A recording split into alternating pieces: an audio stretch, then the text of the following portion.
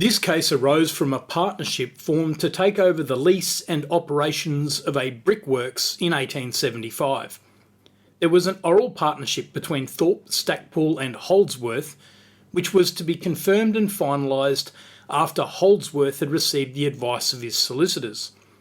Under the agreement, Thorp and Holdsworth were each to provide £1,000 in capital to take over the business.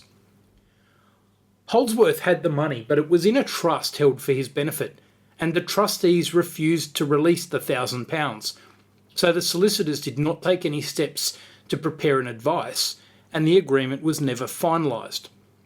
In the meanwhile, however, the partners had taken over the business and begun operating.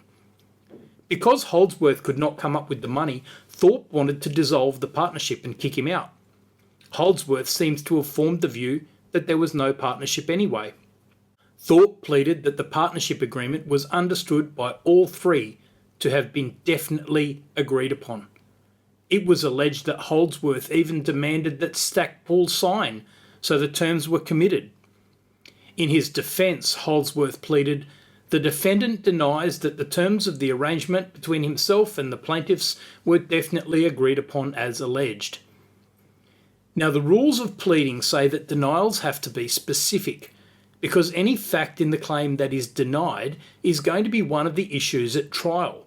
So it's important that everyone have a precise understanding of just what is disagreed. Master of the Rolls Jessel said that this particular denial was evasive, particularly the words "as alleged," which seemed to object to the entire statement of claim, and did not allow the plaintiffs to know precisely what the point of disagreement was.